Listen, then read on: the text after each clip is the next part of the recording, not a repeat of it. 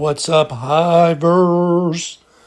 Me and the lady got a little bug, a little congestion going on, little slight fever. So excuse me if I sound a little hoarse. But 90s Friday, everybody. This was the since New Year's, I said we're gonna go through 1990 and the year 2000. Focus on 1 year a week. I would pick between 5 and 10 songs to kind of showcase from the year. And as we get to the late 90s, there's just probably because of the age I went to my first concert in 1997 when I was in middle school. So I started buying CDs in like 95, 96 as a little kid.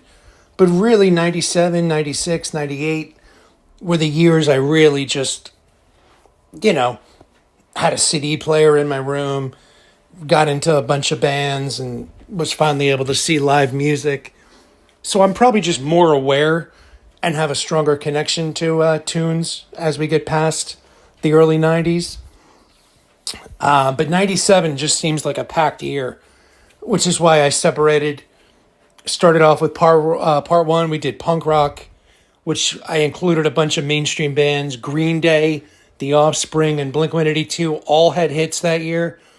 Damn It with their first hit ever Blink-182 with their first hit ever off their 97 record, Dude Ranch, the song Damn It. Huge alternative rock radio success, MTV. They kind of got their pop success 2 years later with What's My Age Again, All the Small Things. But basically, a lot of people thought they were going to be a one-hit wonder, they would have been a great one-hit wonder. It would have been a great song. We'd probably still be talking about it. It would still be on like the alternative best of 1997, 98, CD mixes and playlist. But instead, they just became the biggest band in the world, one of the biggest bands in the world. And their following three albums had mega pop radio sensation hits, and they sold millions of albums. And if they hadn't broken up in 2004, they'd probably be in the Rock and Roll Hall of Fame. They probably would have had two or three more albums with mega hits. I think they would have gone a little bit like new wave, post-punk, a little more alternative. That's kind of the direction they were going. But anyway, I'm not even talking about a song that's on this list yet. Even when I'm sick, I get fired up about the 90s. So check it out. If you missed out on the last 2 weeks and you're wondering, well, this week's a little soft, you got a lot of pop tunes. These are the songs that I thought were a little more pop, at least in their success and promotion. So this is probably my least favorite of the three 1997 posts. There'll be a link at the bottom. You can go check out the punk rock week, where I do a bunch of underground bands in addition to the three I just mentioned.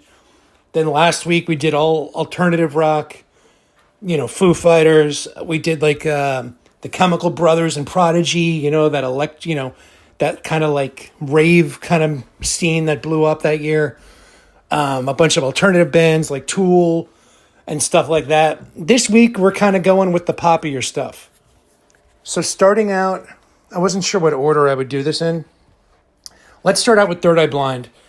I don't know if there's another song that's more 1997 than Third Eye Blind. Do do do do do do do do do do. What was the name of that song again? Semi Charmed Life. And this album had a bunch of hits. Graduate, I remember, was a song that was on alternative rock radio. And I think Semi Charmed Life was also on alternative radio, but it very quickly became a huge pop sensation. How's It Gonna Be was the third single. I think that was the theme song on that Dawson's Creek show. It was kind of a ballady song. I mean, just monster success. And then I remember in like mid-1998, they released a fourth and fifth single from the same album. The song Jumper was a huge hit. And I didn't get MTV until early 1998. I would have to go to a friend's house to watch it. I was like the one house in my town that had an antenna and only had network TV, channel 2, 4, 5, 6, no, 2, 4, 5, 7, 9, 11, and sometimes 13. But I remember having my first summer job in 1997. I don't even think I was supposed to be working, but it was like a camp, so you could work even if you were younger than the legal age. And I just these songs on this week's in particular just remind me of working at this camp. There were, the radio was on in a bunch of places. We would be on the bus to take a trip somewhere. We'd go to the beach every Monday, to Long Island from upstate New York, like hour and a half drive. And these were the songs that were kind of on pop radio that just remind me of that summer. And yeah, Third Eye Blind is definitely in there. This is one of those songs. It's just one of the catchiest songs from the 90s. I know it's a little cheesy. I would strongly tell you to listen to the album. There's actually some great songs on the Third Eye Blind debut record that just are great and that weren't singles. Motorcycle Drive-By is a good song. Check it out. Next up, Veruca Salt, which really could go with the alternative, the strictly alternative picks. But, this band was on a lot of soundtracks. They were in the Clueless movie on their previous album. Very poppy, just very poppy tunes. I'm realizing this is all out of order, excuse me. So I'm showcasing the song Volcano Girls from their album 8 Arms to Hold You. Just a catchy tune. I'm not going to spend too long on it. Next up, we got to go The Verve, Bittersweet Symphony. The song where, because they sampled a Rolling Stones riff, they literally had to give all the money to the Rolling Stones. I think they eventually got it back, but for 20 years plus, all the money from that song went to the Rolling Stones. And that's just heartbreaking, man.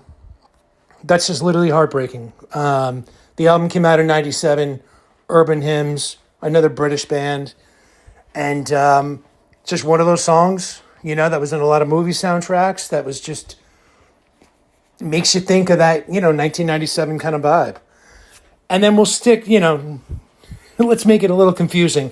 Next, we'll go with the band The Verve Pipe, who had a hit as well in 1997.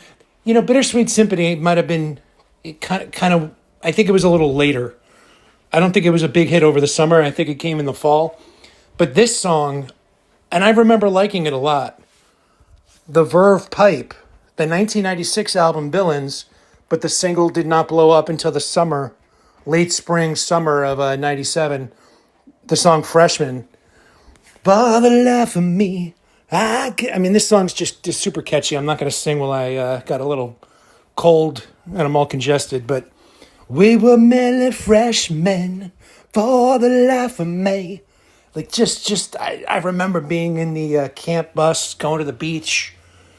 I just remember this song being everywhere. I remember having my first real makeout kiss that summer.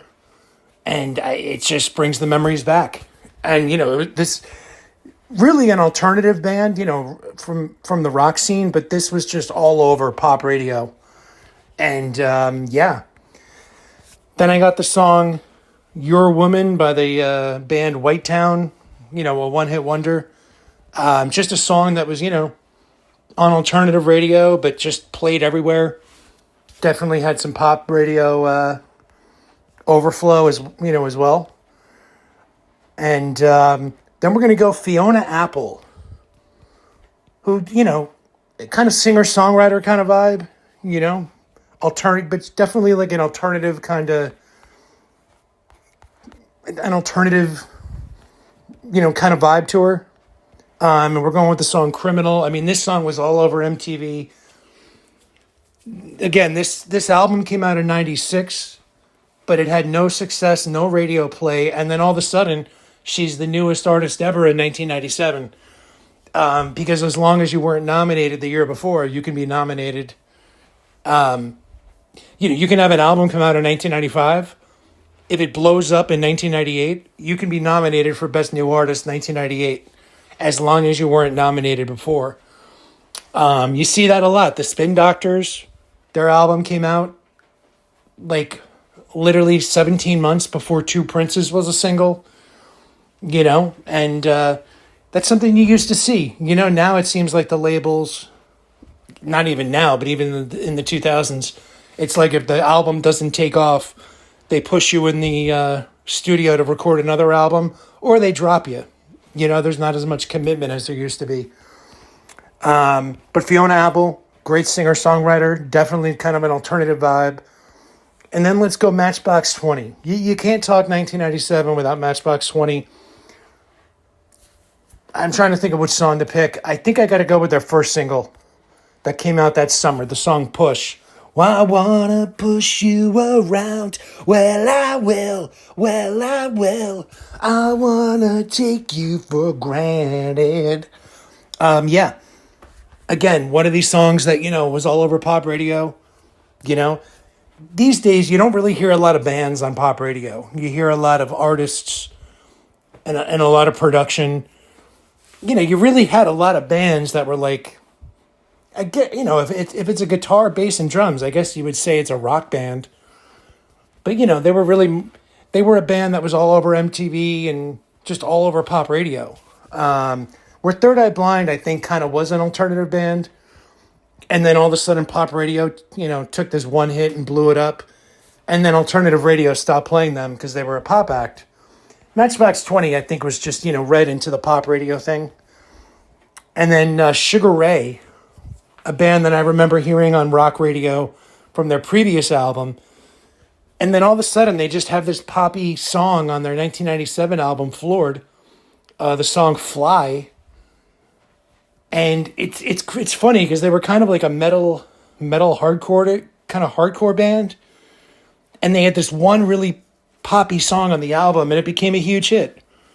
Fly by Sugar Ray, another one of these songs that you could not escape. Just hearing it on pop radio, wherever you went. And it just reminds me of that summer, my first job, my first make-out kiss, the summer I learned how to surf in Long Island, and I was one of the youngest there, being like, well, what was I? I would have been 13 that summer. Pretty crazy. 13 or 14. And yeah, let's go. I'm going to go with this. Okay, so the band Creed. This really wasn't on pop radio, but I didn't put it in last week. I know Creed has a horrible reputation, but Creed before their second album was kind of just a band. They weren't considered like Nickelback, where they're just kind of cheesy. Their first album, they had Normal Respect. They were on alternative radio. It was their second album that kind of blew them up, and then everyone decided it was cool to hate Creed. But I'm going to go with the song One. I actually did buy this album in 97 or 98. It's good songs. It's not my favorite thing. Probably doesn't fit on this list perfectly, but, I want to give a little credit to, I remember liking that album before it was uncool to like them. And, I'm just throwing them in. And then the band OAR. Kind of throwing them in just to make it an even 10, to be honest with you. But this was a band a lot of people liked. It was a little more underground. But, I'm just throwing them in. And then I'm going Chumbawamba. I can't lie. I remember being drunk off my ass and then hearing this song and like jumping up and rocking out to it. That was years later. I wasn't getting hammered when I was 13 or 14. But everybody liked this song. I know it's cool to say you didn't, but everyone really did. I get knocked down, but I get up again. And everyone in the U.S. thought it was funny that it says "pissing the night away." Britain, America, different terms mean different things. Pissing the night away. Takes a whiskey drink, takes a... it's just a classic song. So as long as I didn't leave anything out and I have an even 11 songs, that'll be the bonus jam. Because that's just straight up pop music. You know what I mean? But, I hope you enjoyed the ride through 97. I'm a little under the weather, so I hope I didn't underwhelm you too much this week. Definitely my least favorite set of songs out of the three. But I just felt like, you know what? That was really the first summer where I just, I had a job, and I just remember meeting a lot of girls from other schools at this camp I worked at. And pop radio was always on, and I gotta say, I have a lot of nostalgia for these tunes. I'd probably pick the Punk Week as my favorite, so check those out. And I'll be back with 1998 next week. I'm gonna try to just take the best of the best and just do 1 week for the last 3 weeks. We got 1998, 1999, and the year 2000. I'm gonna try to do 1 week, but I definitely won't do more than two. I promise you that. And yeah, what do we got? We got the Beastie Boys. Hello Nasty album came out in '98. Intergalactic was a monster hit. That's definitely the song I'll be showcasing because that's just an amazing tune. Fatboy Slim, kind of continuing, these bands that broke out, these artists that broke out from the electronic music scenes. You had Prodigy and Chemical Brothers from my 1997 post last week. You got Fatboy Slim, and later you had Moby in 1999. Very different vibes, but just from similar scenes. My favorite band when I was that age was the band MXPX. They went from having one of the coolest album covers in 1996. It's like, it actually, you could go see it in the Gene and Ashley post from yesterday, from Thursday. Ashley picked two songs from it. It's like it's this jock beating up this punk. It's an illustration, and then they drop the ball. I don't know how this happened. Literally the worst album art ever. It's just like it looks like a photocopy of some buffalo in a field. And the sad thing is, there was another album cover that was done that was at least a little better. And I think that's part of the reason they didn't get a lot of commercial success. I was surprised to see when I was just skimming the 1998 alternative playlist on Apple. I was surprised to see them in it. Very surprised to see them in it, actually. I was just making sure I didn't miss anything big. And I saw them there. I'm like, that's crazy, because they were not getting play at MTV. They were played on 120 minutes on Sunday nights, but that was it. But they're a band that should have been bigger. So I'll showcase a little bit of that. We got a band, a couple ska bands, a couple more alternative bands. So tune in next week for 1998. Probably just getting 1 week of it. Everlast, What It's Like. Some powerful songs from 1998, some powerful records. So I love you guys, and I'll talk to you later. Peace.